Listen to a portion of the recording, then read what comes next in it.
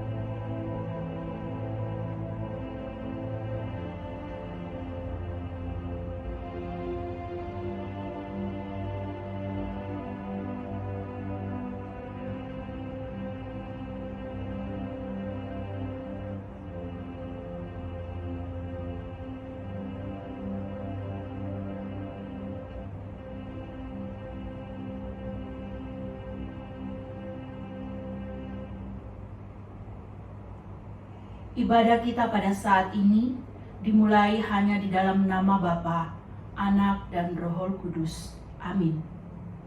Mazmur pujian kita pada ibadah saat ini diambil dalam Mazmur 113 ayat 1 hingga ayat yang ketiga. Mazmur 113 ayat 1 hingga ayat yang ketiga, saya akan membacakannya untuk kita sekalian. Tuhan meninggikan orang rendah. Haleluya, pujilah hai bangsa-bangsa Tuhan, pujilah nama Tuhan. Kiranya nama Tuhan dimasyhurkan sekarang ini dan selama-lamanya. Dari terbitnya sampai kepada terbenamnya matahari, terpujilah nama Tuhan. Amin. Silakan duduk. Saudaraku, kita ada sampai pada saat ini, itu bukan karena kuat dan gagah kita, itu semata atas anugerah Tuhan dalam hidup kita. Biarlah dengan hati yang penuh ucapan syukur, kita masuk ke dalam hadirat Tuhan dengan puji-pujian dan penyembahan kita. Mari kita nyanyikan pujian, Ku Masuki Gerbangnya.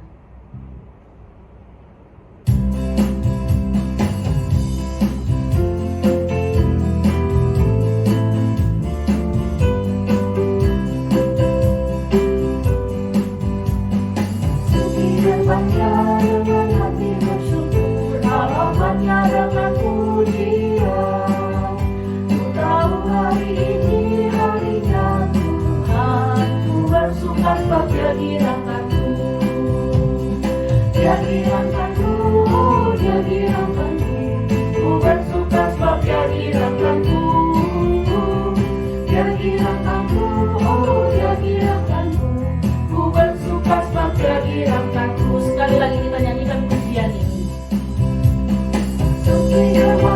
Dengan hati bersyukur, halamannya dengan pujian. Tahu hari ini harinya Tuhan, ku bersuka sebab Dia girakanku. Dia girakanku, Dia girakanku, ku bersuka sebab Dia girakanku. Dia girakanku, Dia girakanku, ku bersuka sebab Dia girakanku. Dia girakanku, oh Dia girakanku, oh Dia girakanku, ku bersuka sebab Dia girakanku. Dia girakanku, oh Dia girakanku, ku bersuka sebab Dia girakanku. Ku bersuka sebab Dia girakanku.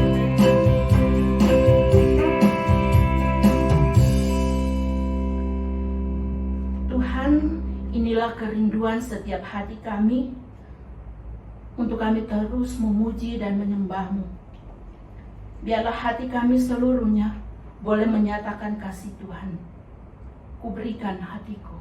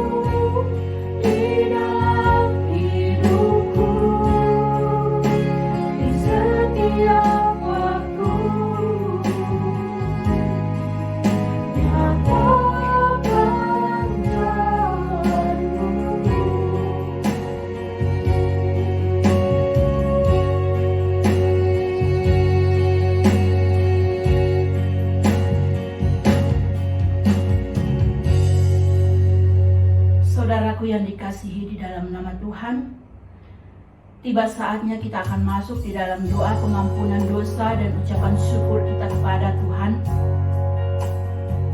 Biarlah lewat pengorbanan Yesus di atas kayu salib yang sudah menebus dosa-dosa kita, biarlah kita juga boleh terus menyerahkan hati kita untuk terus Tuhan pakai, dan kita boleh menyenangkan hati Tuhan lewat kehidupan kita setiap harinya.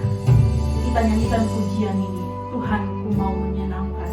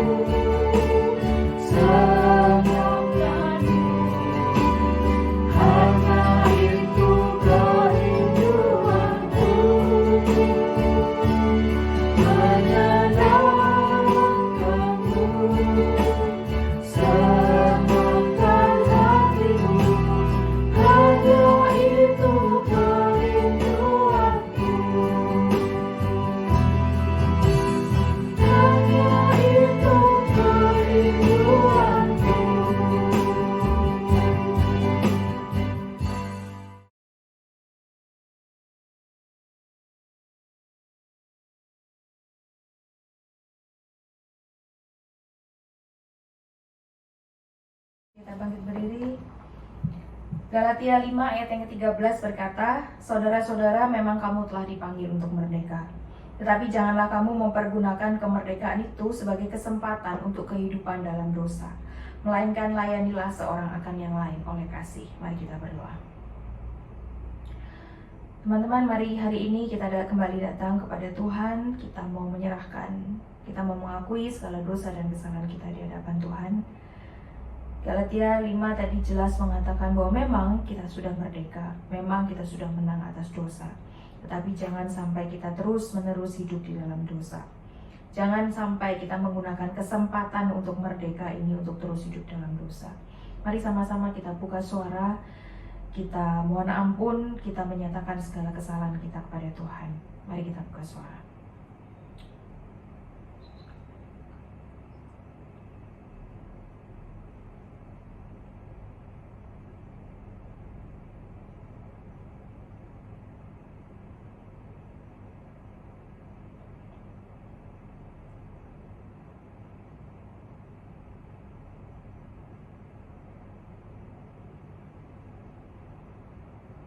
Ya Yesus, Tuhan kami yang hidup, Tuhan terima kasih hari ini Tuhan kasih kami kembali kesempatan untuk boleh hadir di hadapan Tuhan, untuk boleh mengambil waktu sekali lagi mengakui segala dosa dan kesalahan kami di hadapan Tuhan.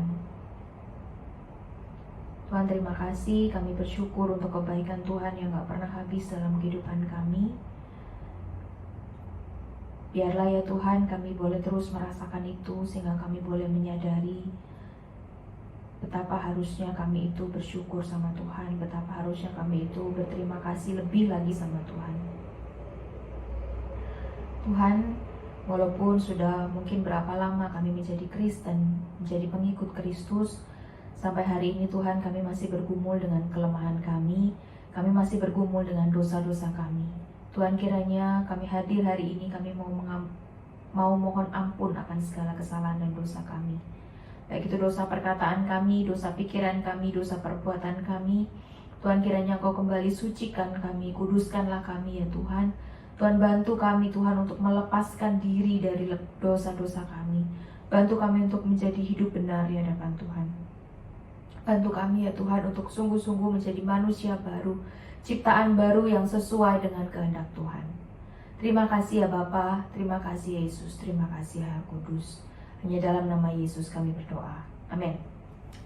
Dengan tetap bangkit berdiri, jangan duduk dulu ya. Kita akan mengikrarkan pengakuan iman kita. Bersama-sama, 1, 2, 3. Pengakuan iman rasuli.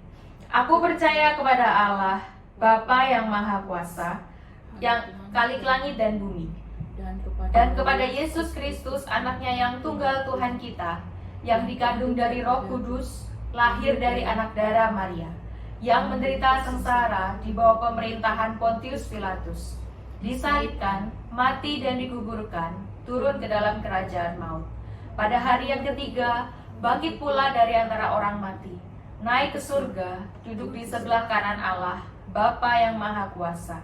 Dan dari sana ia akan datang untuk menghakimi orang yang hidup dan yang mati. Aku percaya kepada Roh Kudus, gereja yang kudus dan am, persekutuan orang kudus, pengampunan dosa, kebangkitan tubuh, dan hidup yang kekal. Amin. Sekali lagi mari kita sama-sama berdoa. Tuhan, tiba saatnya kami ingin mendengarkan firman Tuhan. Biarlah ya Tuhan, Kau sendiri yang berbicara kepada setiap kami, pribadi lepas pribadi, melalui hamba-Mu. Biarlah ya Tuhan, Engkau boleh menegur setiap kami, termasuk hamba-Mu di sini. Kalau kami Tuhan mungkin butuh teguran, kiranya Engkau menegur kami. Kami butuh penghiburan, kiranya Engkau menghibur kami. Kami butuh nasihat, kiranya juga Tuhan kasih nasihat sama kami. Kami percaya ya Tuhan, ketika kami hadir di tempat ini, ketika kami benar-benar memberikan hati kami, pikiran kami untuk beribadah kepada Tuhan dimanapun kami berada, kami percaya bahwa Tuhan akan berbicara kepada setiap kami. Bahkan di tengah kelemahan hamba-Mu ini Tuhan, biarlah firman-Mu sungguh-sungguh boleh berbicara dengan jelas, dengan gamblang, sehingga ketika kami pulang, ketika kami selesai menutup ibadah hari ini, sungguh ada berkat rohani yang kami bawa pulang. Sungguh ada kekuatan, sungguh ada teguran yang boleh mengubahkan kehidupan kami. Sehingga firman-Mu itu Tuhan tidak diberitakan, tidak ditaburkan dengan sia-sia. Kami percaya Tuhan seperti hujan yang turun, yang tidak akan mungkin kembali lagi ke atas. Demikianlah firman-Mu itu Tuhan, akan benar-benar berbuah, akan jatuh dalam hidup kami dan akan berbuah dan semakin berbuah lebat. Hanya dalam nama Yesus kami serahkan waktu ini. Amin. Oke, belum duduk dulu ya. Kita akan baca Alkitab kita dulu. Kita baca Alkitab kita dari Matius pasal yang ke-7 ayat yang ke-21 sampai yang ke-23. Matius pasal yang ke-7 ayat 21 sampai 23.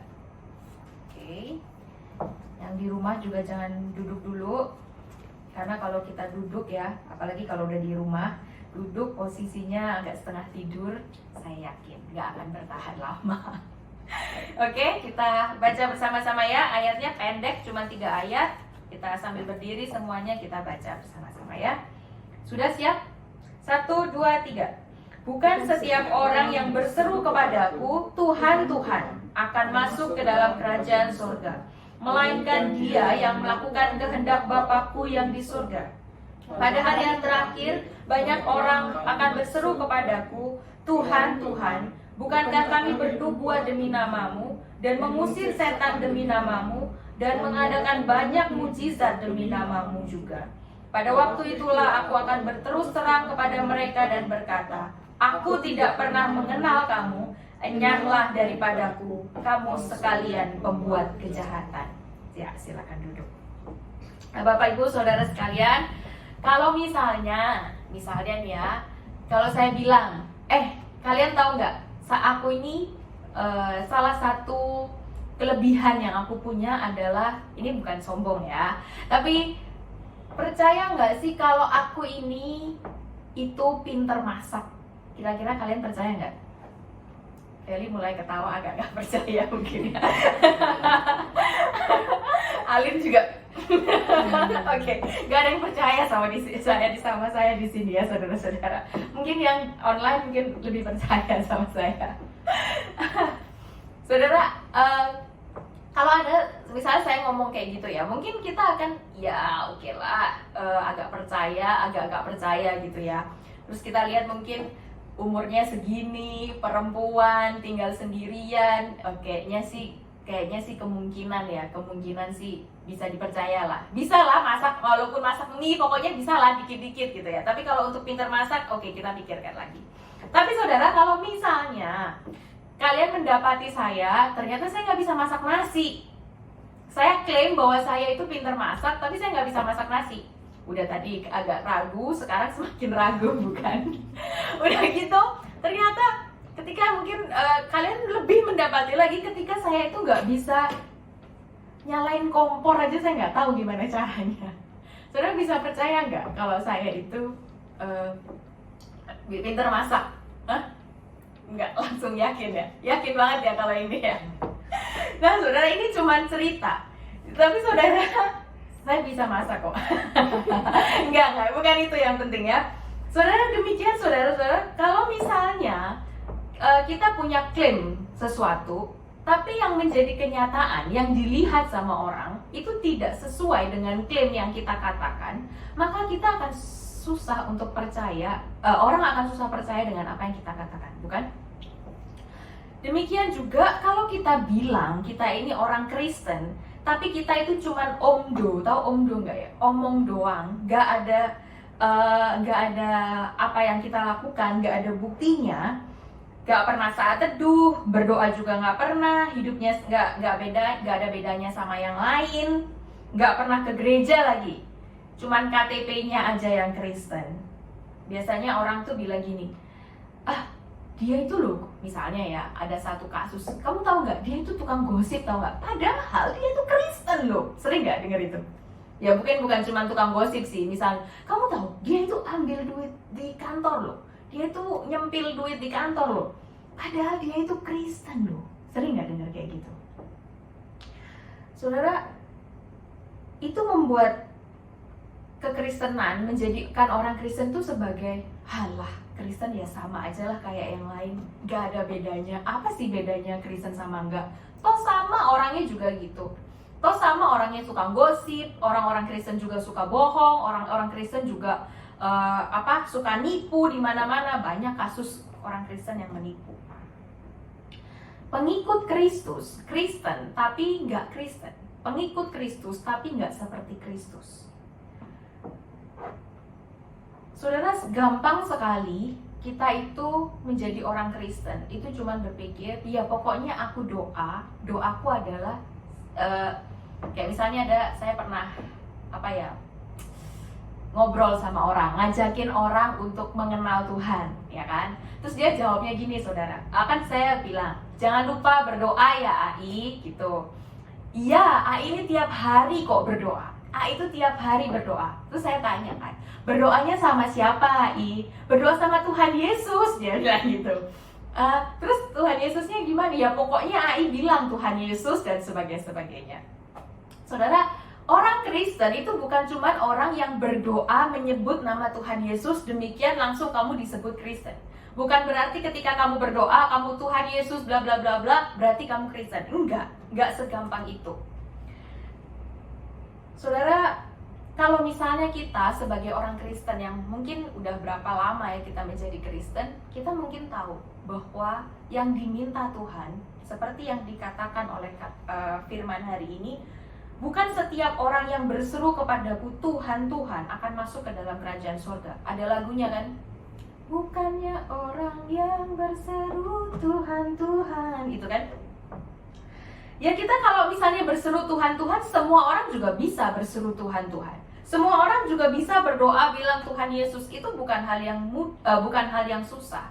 Tetapi justru kita dites, diuji apakah kamu benar-benar pengikut Kristus. Ketika kita diperhadapkan apakah kamu bisa melakukan kehendak Tuhan, melakukan kehendak Bapa. Di sini Tuhan katakan, saudara, kita itu nggak boleh cuman ngomong. Kita itu nggak boleh kalau ada iklan berkata talk less do more. Kita itu nggak boleh cuman ngomongnya tuh jangan banyak-banyak. Nggak usah lah kamu tuh memamerkan bahwa kamu itu orang Kristen, bahwa kamu itu taat pelayanan dan sebagainya, ketika buktinya kamu tidak bisa melakukannya. Mendingan kamu diam-diam aja. Saudara, kalau misalnya kita punya teman yang cuman ngomong doang gitu ya, janji tinggal janji, besok kita makan ya, nggak pernah, akhirnya udah nggak pernah janji, udah ya cuman tinggal janji lah. Aku janji sama kamu, aku janji aku mau traktir kamu nanti all you can eat ya, ingetin aku. Tapi habis itu setiap kita tagih, aduh lupa aku nggak bawa duit hari ini, aduh aku belum ini, ada alasannya. Intinya orangnya cuma ngomong doang. Kesel nggak saudara? Kesel nggak? Kesel. Saudara, saya memikirkan ini terus kemudian saya mikir, Tuhan mungkin kesel juga ya sama kita. Kalau saya secara pribadi, saudara, saya juga beberapa kali itu ngomong sama Tuhan, Tuhan, saya tuh pingin lebih rajin saat teduh Tuhan. Saya tuh pingin Tuhan, saya tuh jadi hamba Tuhan yang lebih baik lah Tuhan. Tapi kebanyakan cuma lip service. Kebanyakan saya harus mengaku di depan saudara-saudara sekalian ya, bahwa ketika saya pingin saat teduh, saya tahu harusnya waktunya saya saat teduh, saya lebih tertarik dengan drama Korea gitu. Apalagi kalau misalnya itu lagi seru-serunya, lagi klimaksnya saudara, sampai tidur aja kepikiran gitu ya. Saudara, ketika saya memikirkan ini, saya tuh benar-benar malu. Walaupun saya tertawa di sini, tapi saya benar-benar malu di hadapan Tuhan. Dan saya merasa benar-benar gila ya, kamu itu udah hamba Tuhan lagi, masih kayak gitu. Gimana, saudara? Tapi jelas di sini dikatakan kalau kita itu orang Kristen, pengikut Kristus, kita itu bukan cuma orang yang manggil Tuhan, tapi orang yang melakukan kehendak Bapa. Dan yang menarik di sini, kalau kita lihat itu ada frasenya ya. Kalau kita bandingkan gitu, yang pertama kan, bukan setiap orang yang berseru kepadaku Tuhan, Tuhan akan masuk ke dalam kerajaan surga. Bawahnya, melainkan dia yang melakukan kehendak Bapakku yang di surga. Saudara, orang Kristen atau kebanyakan kita, mungkin semua orang pengen masuk surga, benar nggak? Kita pengen masuk surga, kita pengen hidup di surga. Tetapi saudara, kita lupa siapa yang punya surga. Kita pingin masuk surga, kita pingin, oh surga itu katanya jalannya dari emas, oh di dalam surga nggak ada duka cita. Aku pingin masuk surga, semua pingin masuk surga. Tapi ketika kita dibilang kamu harus ikut Tuhan, kamu harus melakukan kehendak Bapa, kita nggak ada yang berani melakukan. Kenapa? Padahal saudara, yang punya surga itu siapa? Tuhan loh. Yang punya surga itu Bapa yang di surga. Kita cuma lihat surganya, tapi kita nggak lihat Tuhannya. Kita lupa sama Tuhannya. Saudara, mari kita buka satu ayat dalam 1 Yohanes 2 ayat 3 sampai yang ke-6. 1 Yohanes 2 ayat 3 sampai yang ke-6. Saya akan membacakan buat kita semua ya. Dan inilah tandanya bahwa kita mengenal Allah, yaitu jikalau kita menuruti perintah-perintahnya. Barang siapa berkata aku mengenal dia, tetapi ia tidak menuruti perintahnya, ia adalah seorang pendusta dan di dalamnya tidak ada kebenaran. Tetapi barang siapa menuruti firman-Nya, di dalam orang itu sungguh sudah sempurna kasih Allah. Dengan itulah kita ketahui bahwa kita ada di dalam Dia. Barang siapa mengatakan bahwa ia ada di dalam Dia, ia wajib hidup sama seperti Kristus telah hidup. Saudara, kalau kita mengklaim bahwa diri kita ini adalah warga warga kerajaan surga, maka seharusnya kita itu dalam hidup kita itu berusaha menyenangkan hati orang yang punya surga. Sama kayak begini saudara, ketika kita ngantor, ketika kita bekerja di satu perusahaan, kita akan berusaha menyenangkan, melakukan apa yang disuruh sama bos kita, ya nggak? Kita akan berusaha supaya bos kita seneng, supaya bos kita mungkin naikin kita gaji, ya kan? Supaya bos kita bisa, oh kamu tuh bagus, kamu itu pekerja karyawan teladan. Nah saudara, kenapa kita sama Tuhan gak kayak gitu? Padahal Tuhan itu bukan cuma yang punya surga, Tuhan tuh yang punya dunia ini. Bos kita itu cuma punya satu company, walaupun itu company paling besar seluruh dunia pun, Tuhan itu punya company yang lebih besar. Seharusnya kita itu lebih taat sama kehendak Dia daripada kita taat sama kehendak bos kita. Mungkin kemudian kita akan mengeluarkan, habis gitu saudara mendengar ini, mungkin sebagian kita akan tertunduk dan kita akan berkata, iya ya, aku nggak pernah melakukan, aku belum sampai ke situ, aku belum benar-benar melakukan kehendak Tuhan. Tapi mungkin ada sebagian kita yang nggak terima, ada sebagian kita yang langsung mengeluarkan jurus andalan. Saudara, seperti seorang pegawai, kita akan langsung memberikan dokumen-dokumen, seperti seolah-olah ya kita ini ngasih dokumen-dokumen sama Tuhan. Di depannya Tuhan kita bilang, nih Tuhan, aku sudah 1230 kali baca Alkitab, aku sudah 6749 kali melakukan pelayanan, tiap minggu aku khotbah, ini untuk saya, tiap minggu saya main musik. Saudara, ini tuh perenungan buat saya juga. Seringkali kita itu hitung-hitungan sama Tuhan, bukan? Kemudian, saudara, ketika saya dan kita semua di sini, kita menunjukkan semua apa yang sudah kita lakukan sama Tuhan di depan Tuhan. Nih Tuhan, berapa banyak sudah aku lakukan buat kamu. Kamu masih bilang bahwa aku belum melakukan kehendak Bapa. Terus, ini ayat yang sangat menghentakkan saya di ayat yang ke-23. Tuhan bilang apa? Aku gak pernah kenal kamu. Gak pernah, bukan gak kenal. Aku gak pernah kenal kamu. I never knew you. Saudara, itu pukulan kayak uppercut gitu ya atas kesombongan kita. Kayak misalnya sekali lagi saya membayangkan seorang bos gitu ya, terus kita berusaha, ini aku udah melakukan ini, terus dia bilang, enggak, ini pekerjaanmu semua percuma. Pernah gak sih ditolak kayak gitu? Kita udah kerja mati-matian, saya pernah saudara, ditolak, kerja mati-matian sampai gak tidur. Terus habis gitu aku datang ke bos, dia cuma gini, apa ini sih yang dia lempar gitu kerjaan saya. Itu rasanya bener-bener sakit saudara. Saudara, tapi itukah mungkin yang saya membayangkan ya, skenario dalam cerita ini tuh seperti itu. Inilah yang terjadi, kata Yesus, di zaman akhir. Ketika waktu kita sudah habis di dunia ini, apa yang akan kita bawa di hadapan Tuhan? Apa mungkin kita akan bilang sama Tuhan seperti yang tadi saya dramakan itu ya, pelayanan kita kasih Tuhan, ini loh aku sudah berbuat banyak buat kamu. Tapi yang Yesus katakan di sini, percuma segala pelayanan yang kita megahkan kalau Tuhan itu nggak kenal kita. Percuma kamu itu masuk surga, misalnya pun kamu bisa masuk surga, itu nggak mungkin. Kenapa? Karena kamu nggak kenal sama yang punya surga. Kamu nggak kenal sama rajanya surga itu. Kamu nggak berkenan sama orang yang punya surga. Saudara, ini agak aneh.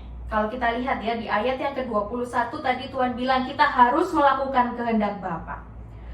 Kemudian saudara, melakukan kehendak Bapa itu kan sebenarnya di ayat 22 pun udah dijelaskan kan.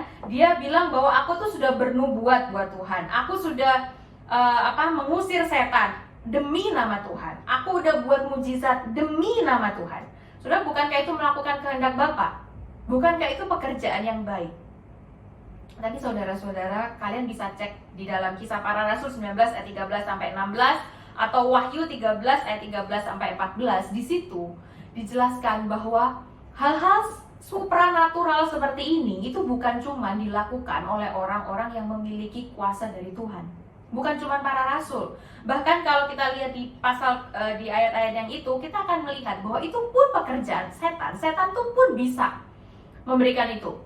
Kamu buktinya kayak orang ya sering tanyakan, kenapa kalau misalnya kita ke dukun, kenapa sih kita sembuh? Loh, setan tuh bisa loh menyembuhkan kamu.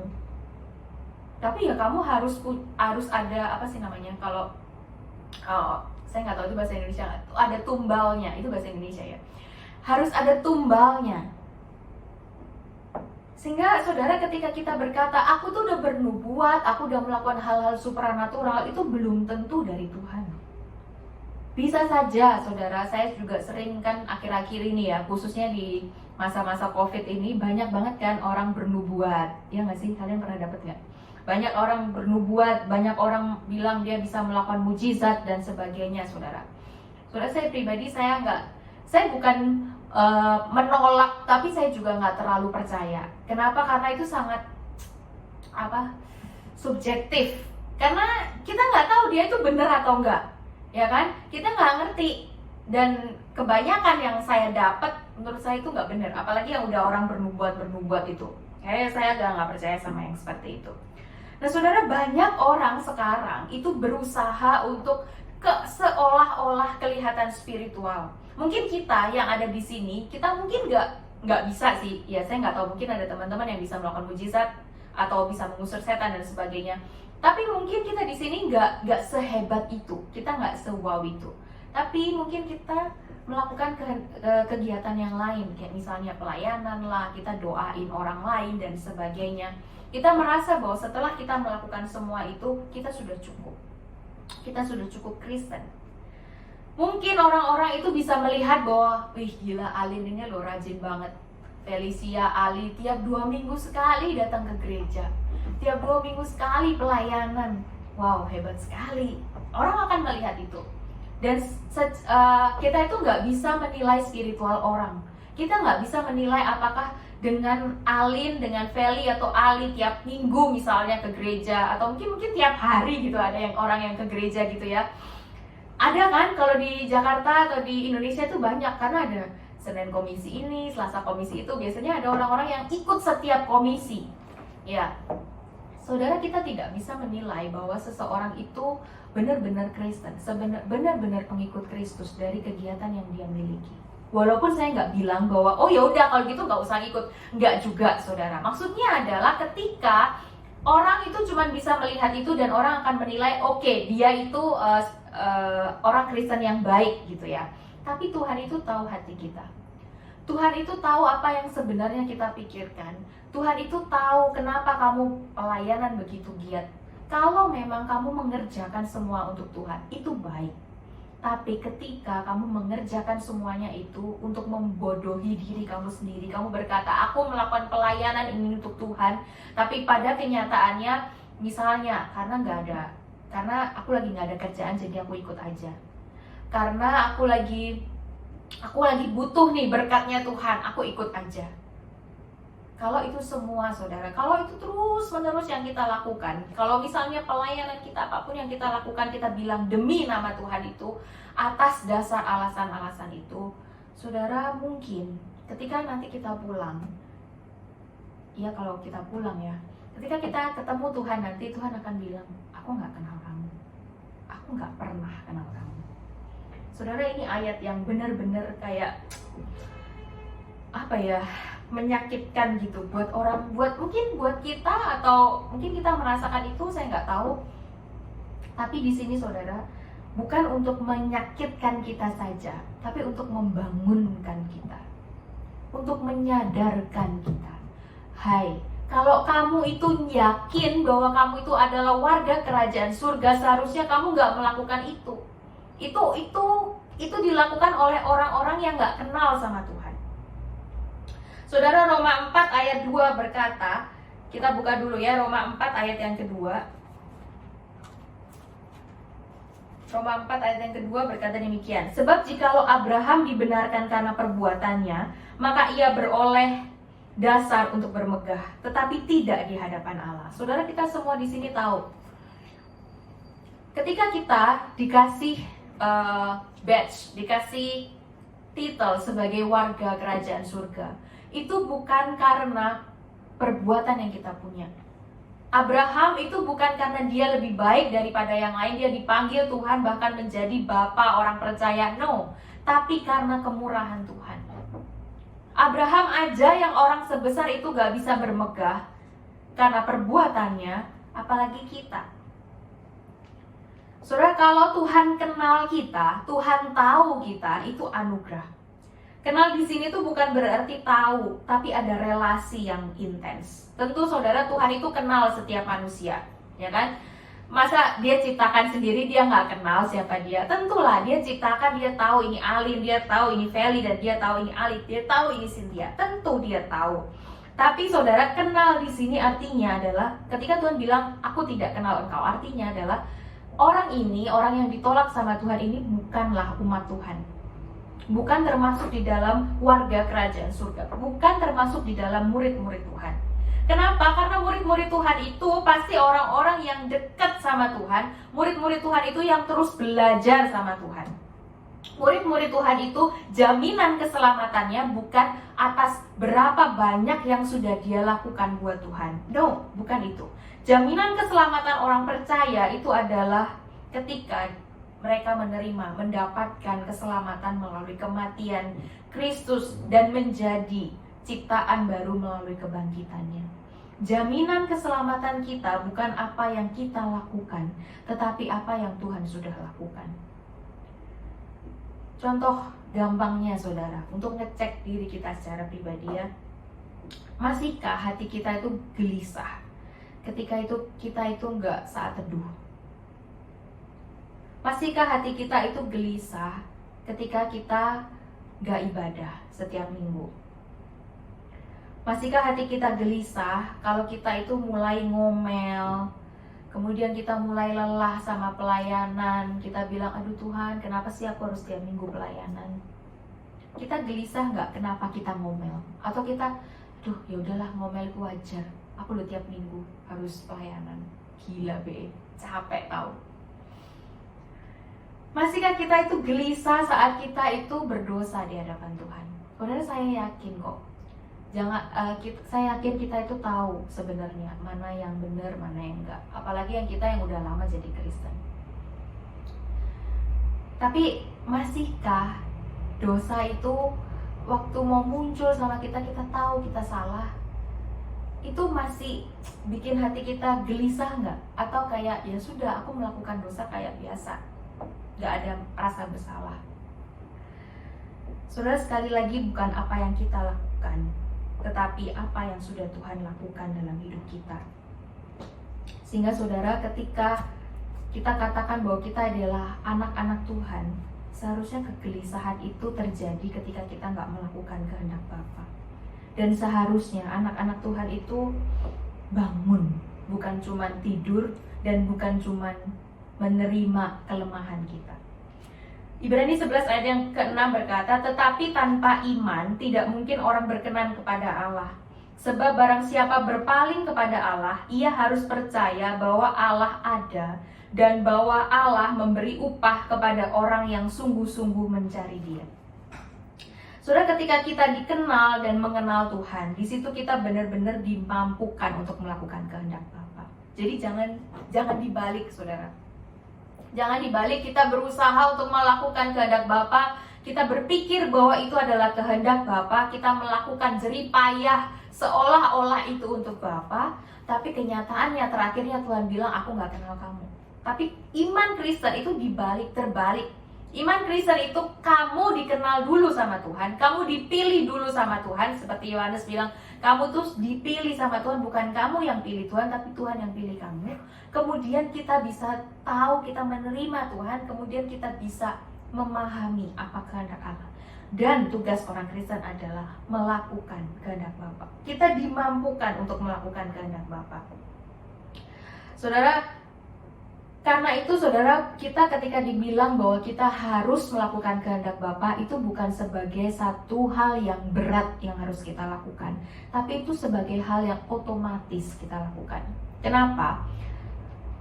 Karena kita ini bukan dengan pekerjaan kita. Begini, kalau misalnya ya dengan aku mendapatkan Tuhan, aku dikenal Tuhan dengan apa yang sudah aku lakukan, kemudian aku tidak mendapatkan apa yang aku lakukan, kita berhak untuk berkata, Tuhan ini bocengli, Tuhan ini nggak masuk akal, Tuhan ini nggak adil, aku sudah kerja banyak, harusnya aku dapat banyak gitu.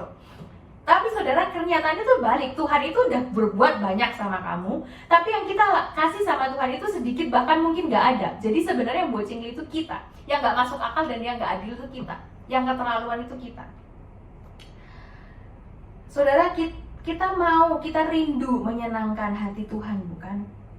Kita sebagai anak Tuhan, saya tahu bahwa kita itu lemah, itu wajar saudara. Saya pun juga. Kita sebagai anak Tuhan, kita itu bisa jatuh. Iya, saya setuju. Tetapi kalau kita terus menganggap bahwa semuanya itu sebagai suatu kewajaran dan kita tidak melakukan apa-apa, itu yang gak wajar. Dan di sini kita harus menguji diri dan berjaga-jaga. Saudara, hari ini di South China Morning Post, hari ini, ya berarti ya pokoknya itulah ya, minggu lalu berarti harusnya. Oke, hari ini di South China Morning Post saya baca sebuah berita, judulnya begini, Zero new COVID-19 cases in Hong Kong, but 5 is new normal. Ngerti nggak artinya? Jadi begini, intinya adalah hari ini tuh kasusnya Hong Kong, kasus coronanya Hong Kong tuh udah 0. Nah, tapi melawan virus itu sudah jadi kebiasaan yang baru lah. Jadi kebiasaan yang baru.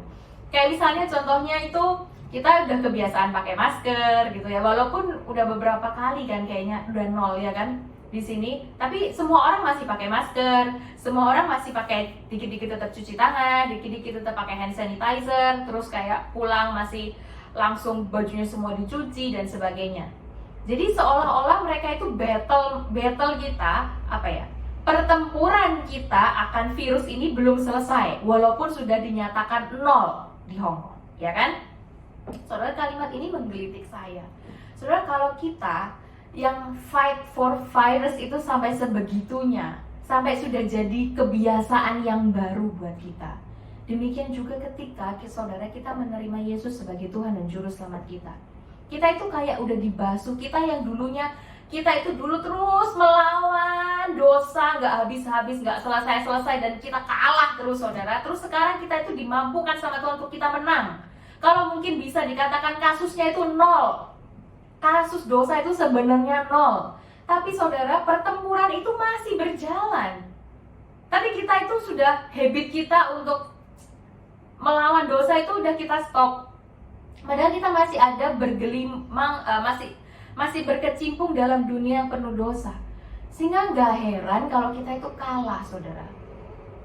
Saudara, kalau sama coronavirus aja kita masih terus melawannya, walaupun mungkin kondisi kita fit, dan memang harus itu yang kita lakukan. Saya rindu, dan saya yakin Tuhan pun rindu. Kita juga fight terus untuk melawan dosa-dosa kita. Kita fight terus untuk terus hidup benar di hadapan Tuhan. Kita fight terus untuk mempunyai kebiasaan baru, yaitu kebiasaan melakukan kehendak Tuhan. Gagal oke, jatuh oke, tapi jangan pernah jatuh dan gak bangun lagi.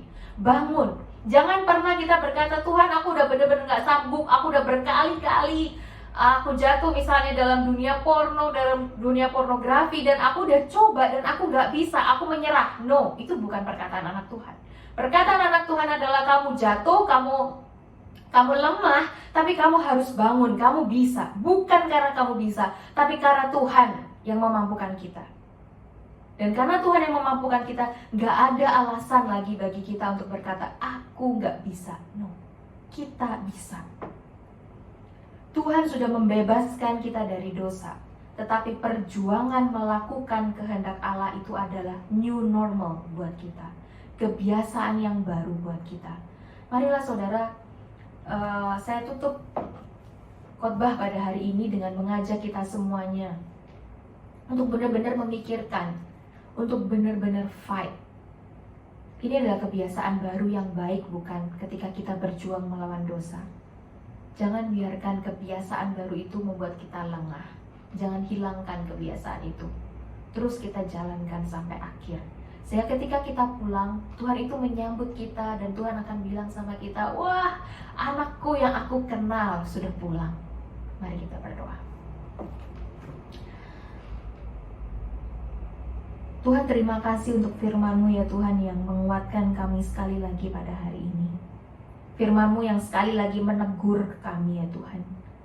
Mungkin hari ini tegurannya cukup keras bagi setiap kami, tapi biarlah ya Tuhan, teguran keras itu tidak membuat kami mundur dan pergi dari Tuhan, tapi justru membuat kami fight, membuat kami sadar, membuat kami bangun, dan membuat kami segera memperbaharui hidup kami, segera mengubah hidup kami, segera melakukan hal-hal yang berkenan di hadapan Tuhan. Tuhan, bantu kami Tuhan. Tuhan, sertai kami Tuhan. Tuhan, jangan pernah tinggalkan kami. Terus Tuhan, biarlah Roh Kudus-Mu itu terus boleh bekerja, terus boleh berapi-api dalam hidup kami. Ngasih tahu kami Tuhan ketika jalan kami mulai serong. Memberikan kami pertolongan ketika kami gak sanggup untuk bertobat.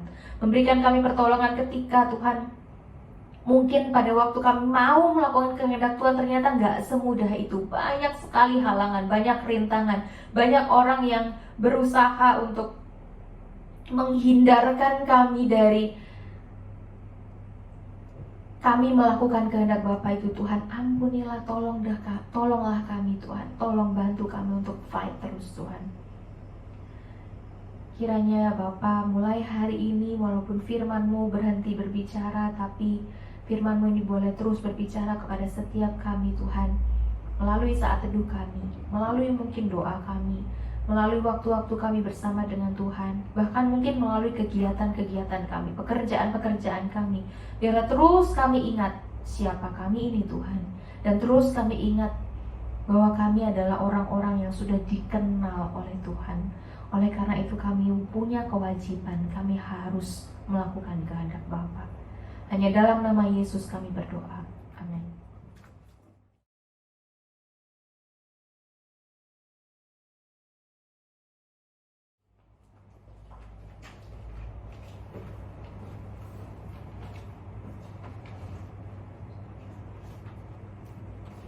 Sungguh luar biasa berkat firman Tuhan yang sudah kita dengarkan pada saat ini.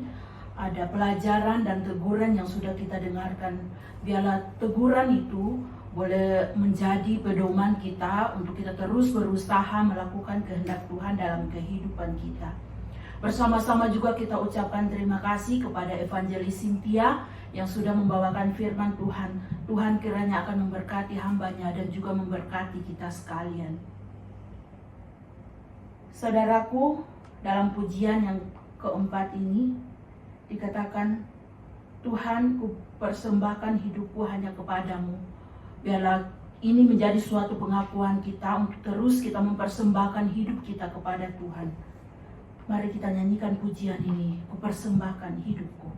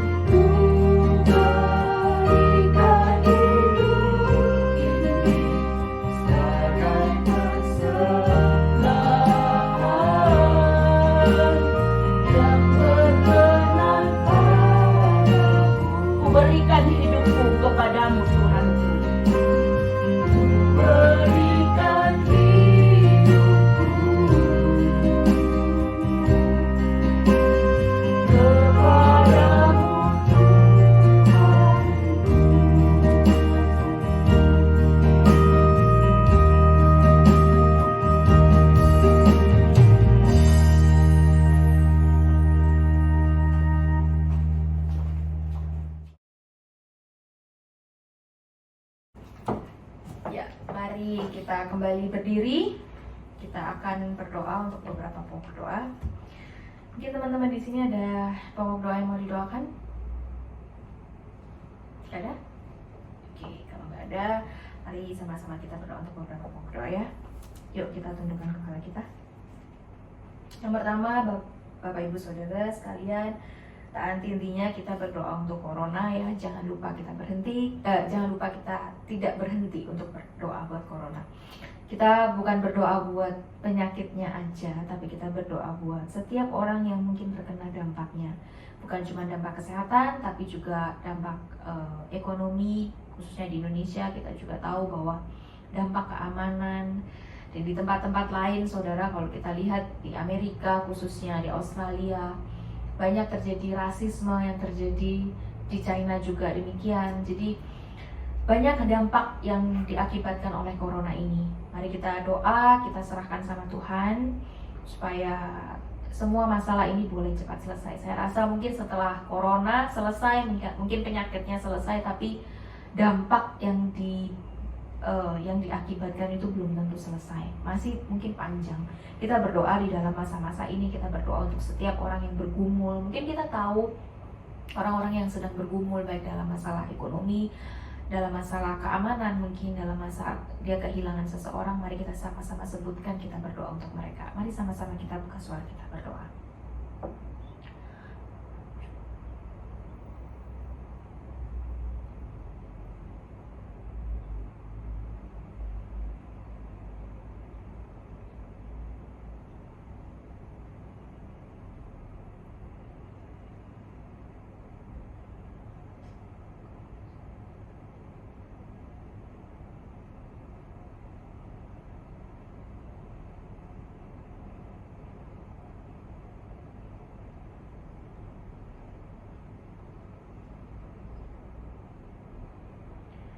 Yang kedua, saudara, khususnya kita yang berada di Hong Kong, kita bersyukur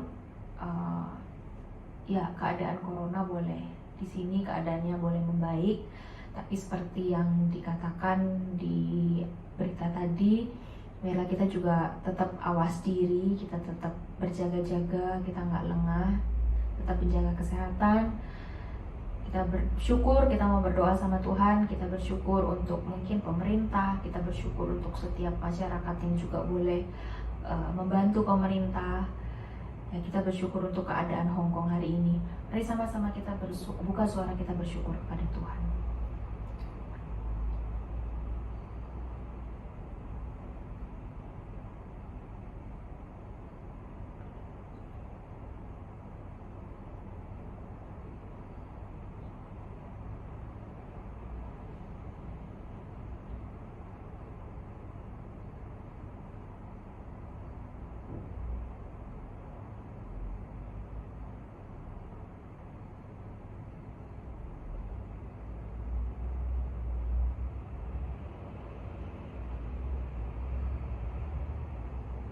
Selanjutnya, saudara, kita juga berdoa bagi anak-anak Tuhan dimanapun berada, bagaimanapun kondisinya saat ini. Biarlah Tuhan terus bersama-sama dengan mereka. Mungkin sekarang ada yang mengalami pergumulan, ada yang mengalami kesulitan. Kiranya Tuhan terus menyatakan dirinya kepada setiap anak-anak Tuhan di dalam masa-masa sulit ini. Biar mereka boleh terus bisa menyadari, tahu bahwa Tuhan itu benar-benar ada bersama dengan mereka. Mereka merasakannya dan kehidupan spiritual mereka boleh terus baik di hadapan Tuhan. Mari sama-sama kita berdoa. Kalau saudara tahu ada teman kita atau sahabat kita yang juga bergumul di dalam masa-masa ini soal iman mereka, kita juga bisa doakan. Mari sama-sama kita berdoa untuk hal ini.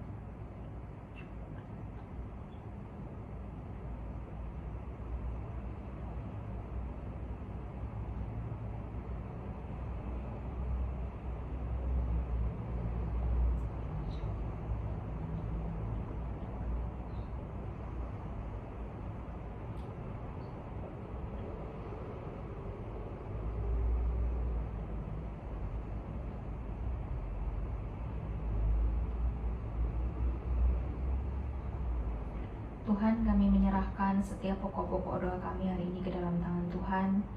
Biarlah ya Tuhan, Kau sendiri yang menjawabnya sesuai dengan kehendak-Mu ya Tuhan. Biarlah ya Tuhan, kami juga sebagai anak-anak Tuhan, kami juga boleh menerima taat sama kehendak Tuhan, karena kami tahu bahwa kehendak Tuhan itu pasti yang terbaik buat kami. Kami tahu bahwa Tuhan tidak pernah merancangkan rancangan kecelakaan, tapi Engkau selalu merancangkan rancangan yang baik bagi setiap kami. Karena itu Tuhan, kami serahkan setiap pokok doa kami serahkan setiap pergumulan dan kesulitan kami yang mungkin tidak terkatakan hari ini. Karena kami sadar, kami tahu bahwa Tuhan tahu apa yang menjadi kebutuhan kami. Hanya dalam nama Yesus kami berdoa dan ucap syukur. Amin. Sambil tetap bangkit berdiri, mari kita menyanyikan lagu doksologi untuk mengembalikan segala kemuliaan hanya bagi nama Tuhan. Doksologi, 1, 2, 3. Puji Allah Bapa Putra, puji Allah Roh Kudus, ketiganya yang esa, pohon selamat, sumber berkat. Amin. Bapak Ibu Saudara sekalian, biarlah kita pulang hari ini menjadi anak-anak Tuhan, menjadi warga kerajaan surga yang sungguh-sungguh bangun, berjuang untuk melakukan kehendak Bapa sesuai dengan apa yang Tuhan inginkan dalam kehidupan kita. Dan kiranya kita mau sama-sama terima berkat Tuhan. Kiranya kasih karunia dan damai sejahtera dari Allah, kasih karunia dan damai sejahtera dari Allah Bapa kita dan dari Tuhan Yesus Kristus menyertai kita sekalian dari hari ini sampai selama-lamanya. Amin. Amin. Amin.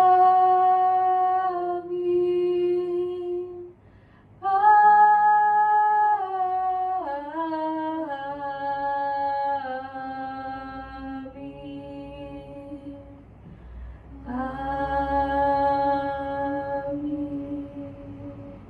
Silakan duduk. Saat itu kebaktian selesai, Tuhan Yesus memberkati semuanya.